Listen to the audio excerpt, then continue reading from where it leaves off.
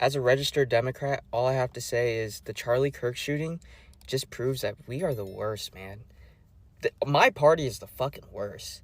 I got people celebrating, hoping that he dies. Are we fucking for real right now? Where's the empathy? Where's the respect, man? It's disgusting.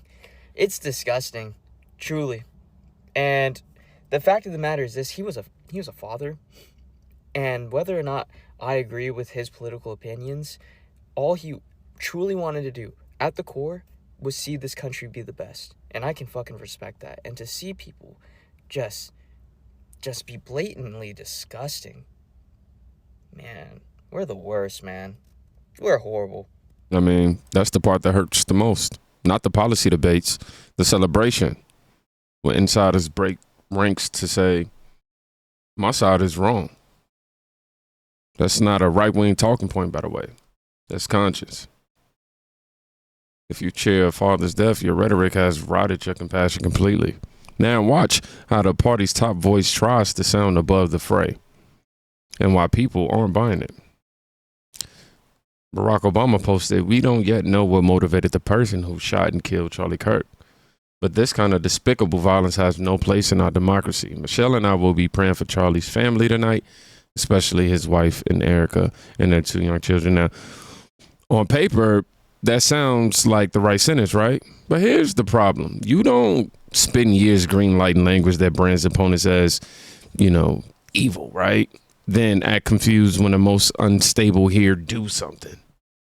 You can't play arsonist and then show up with a whole thing of water. Like, this is not how this works.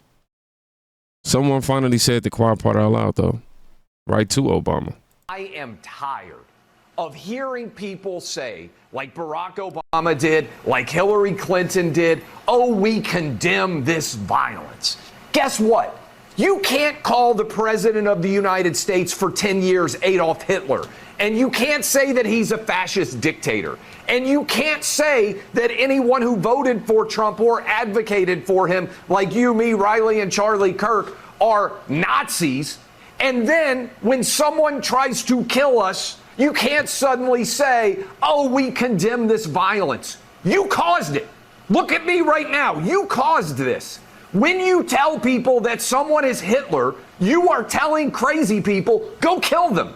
And I am sick of pretending that that is anything other than what they're doing. That guy in West Palm Beach, what did he say? He was killing Trump because he believed Trump was Hitler. This is what they do, all right? This left-wing violence, it's out of control. And Charlie Kirk bore the brunt of that left-wing violence. And guess what? But for the twist of his head at the last minute, Donald Trump's head would have been blown off on live television. And that is intentional. They are lighting fires and then claiming, oh, what do you know? There's a fire there. They're doing it on purpose. MSNBC, Sean, you watch this. They were live on the air saying, one of their guys said, they put out a PR statement. He said, well, Charlie Kirk was riddled basically with hate. And when you put hate out into the world, this kind of thing happens. Oh, tough break. You get shot and killed even though you're completely innocent and all you're doing is making arguments for the betterment of the country. Tough break for your young daughter. Tough break for your son, for your lovely wife that will never get the opportunity to see you grow old with them. I am so angry. And I understand everybody out there says, well, we have to tamp down the anger. I'm not willing to do that right now because I get angrier the more I think about this, Sean. They put the wheels of motion for this in order. They did it, Sean. Strip away the TV heat and the thesis stands. If you call someone Hitler, you are instructing crazy people to treat them like Hitler, right? That's not a defense of any shooter. It's an indictment of a culture that moralizes violence as self-defense against fascism. And when the calls for unity show up right after the fire, people remember who stacked the kindling. Can we get your reaction to President Trump blaming the radical left for what happened to Charlie Kirk yesterday? I'll replay that, even though it's very faint. Can we get your reaction to President Trump blaming the radical left for what happened to Charlie Kirk yesterday? Well, look, the bottom line is this is a time that all Americans should come together and feel and mourn what happened. Violence, which affects so many different people of so many different political persuasions, is an affliction of America. And coming together is what we ought to be doing, not pointing fingers of blame. This moment requires leadership that brings the American people together as opposed to trying to further divide us. Political violence in any form against any American is unacceptable, should be denounced by everyone, and moving forward, we have to figure out a better way to come together, not as Democrats or Republicans, but as Americans. Unity without repentance is PR. You can't light the match, feed the blaze, then blame the sun for being hot.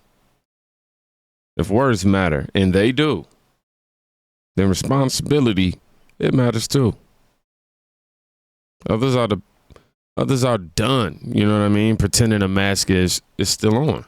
It doesn't matter what the race of the shooter is. It doesn't even matter the sex. It doesn't matter if it's a trans. It doesn't matter if it's a heterosexual white Christian MAGA supporter that just didn't like Charlie Kirk. It doesn't matter. This isn't propaganda. This is the truth, because what I'm about to say is truth.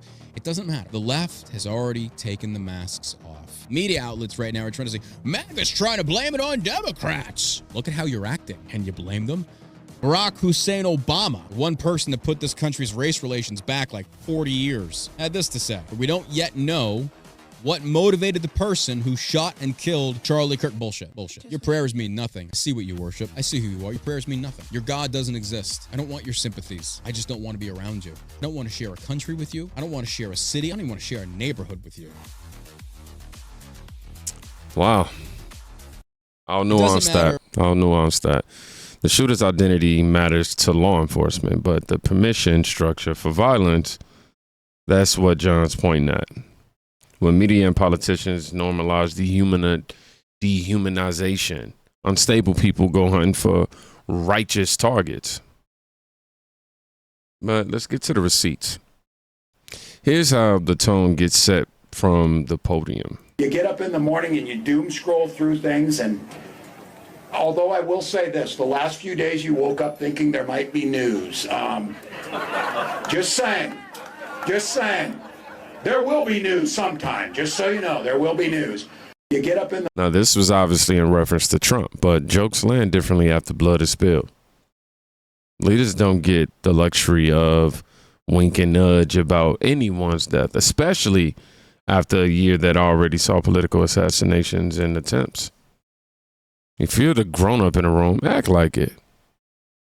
Meanwhile, on TV, both sides, sermon keeps playing. One guest just wasn't having it. People come along to lecture conservatives about toning down the rhetoric and this and that, whether it happens on the left or whether it happens on the right, and no matter who the victims are, somehow we're always told that it's conservatives who are the problem and that they need to tone down the rhetoric. Meanwhile, you have people like Senator Chris Murphy from Connecticut, who the day before Charlie was shot, in an interview said that we're at war and you have to be able to do whatever you need to do to win the war. You had Tim Walz the other day telling a crowd that he was hoping to wake up one day to news that Donald Trump had died. You had Seth Moulton, a congressman from Massachusetts, on TV this morning lecturing conservatives that they're the real problem. Now, it's our friend that's dead. There's a lot of causes on the left right now that are causing people to engage. Okay, and in, at a minimum, on the rhetoric. right as well, though, Scott. Equally on the right as well. Can we at least be fair about this? I'm going to be perfectly honest with you. I have no time and no quarter for any criticisms of Republicans or conservatives or Donald Trump or Charlie Kirk or any other both sidesing this. It's our friend who's dead, shot in the throat while doing what we're supposed to do as Americans, which is engage in civil discourse. He goes to a college, colleges are not known as hotbeds of conservatism. He goes to a college to engage in civil discourse, and now he's dead because that's what he did. So I really don't have any time for both sidesing this today. It's our friend that's dead because he was doing what you're supposed to do as an American. Talk, use your voice, use your words, use your powers of reasoning, debate, speech. That's what we do as Americans. And now our friend's dead, and you want to lecture me about Donald Trump or I'm not conservatives lecturing or you. both I guess sides? I'm just honestly, saying. It tells me you don't really get what's happening, and well, so no, I'm happy to explain it to you, but you clearly don't get I it. am, Scott, seeking to understand how, if this is not a time for rhetoric, if it is a time to remember your friend who he's been assassinated. There is no words to express how awful that act was and is. No words. And if this is a time for respectful discourse, why is a Fox News anchor saying this is war? Why is Steve Bannon saying Kirk is a casualty of war? That's the way it feels. It feels like that on the left right now, there is increasing amount of violent rhetoric. There is an increasing amount of people who have decided that debate and politics are useless and that they need to take it to another level. That's the way it feels to conservatives. And do you know why it feels that way? Because our friend was shot in the throat and murdered in cold blood. That's why it feels that way. Because our president last summer was nearly assassinated. Point taken. You can acknowledge every instance of violence while also noticing a pattern. Conservative speakers, events, and churches have been normalized as fair game, fascist venues, right? That narrative has consequences in real life, is what he's trying to get her to understand. And those consequences are flipping lifelong voters. I was an old school Democrat. I will never vote a fucking Democrat, ever. I was a Purple Party independent. You lost me. I'm all red now.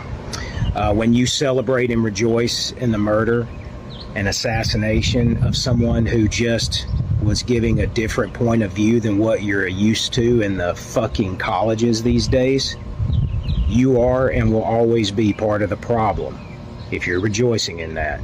He was a family man. He just came and was respectful to everybody and was assassinated for it.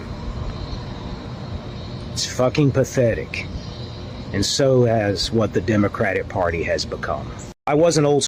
Now, when ordinary non-political people say, I'm out, that's not a poll, it's a pulse. They're not leaving over tax brackets, they're leaving over decency. The celebration of death is a moral alarm for normal Americans. Now let's zoom out to the civic level. Parents and citizens are showing up furious and connecting the dots. I'm going to ask you when that timer goes off to let me finish tonight. Because one of ours fell today, Charlie Kirk, and you won't even stop to have a moment of silence for him. So I will. And the reason we're here, the reason he's dead, is because you keep clamping down. He was in the middle of answering a question about whether or not the transgender shooter might have had something to do with all the hormones he was pumped up with, and he was assassinated, murdered. You know how many times I've walked in this people and I've heard people say, I don't feel safe. I don't feel safe. Fuck you people. I don't feel safe from you and your ideology. What you pump into these children, what you fucking teach them. Okay, listen to me. What you teach them, okay, is creating them mental confusion and problems. And we're talking about Title IX. We're supposed to be talking about education like that lady says. But then we're talking about chicks with dicks in bathrooms. Then we're talking about free speech issues. We're off in the ditch. Listen, this place, you got to figure out who fire is. I put this at a 9th grade level for you. I went into Grok and said, because apparently you don't understand college English, people. Okay, you can't be arbitrary and capricious. Okay, you can't ban stuff unfair, have neutral comments and now nice ones, but not criticism. You can't ban defamatory comments. You can't be the arbiter. And to be more subjective, you're out of your mind. You need to be more objective. It's not your responsibility to make sure the school doesn't get sued. That's way above your pay grade, lady. Okay? You don't have the brains to do that. That's what lawyers do. They figure out defamation. It's all right here. Okay? You can't ban my abusive language. You can't ban vulgar. You can't ban obscene. And this certain crap that you're putting in there about protecting all the LGBTQs and the fuzzies and the furries and the shit I can't talk about up here. Oh, boy. Your time is up, sir. No, it's not. Okay? This is a letter. This is a letter that, don't touch me, man. I'm done in a minute. This is an office of the Attorney General. Pam Bondi. She said this, and I'm going to read these things and I'll be done, sir. I'm going to read them and I'm going to be done, sir. If you don't leave, then we're going to go to recess. So The First Amendment guarantees the right of every citizen to speak freely and peaceably petition the government to redress of grievances, including at public school board meetings. These rights do not yield to political trends or bureaucratic convenience. While schools must maintain order, such authority cannot be used as a pretext to silence, disguise, punish parents for expressing their views. Equally troubling is the rise of abusive conduct by government actors against parents exercising their constitutional freedom.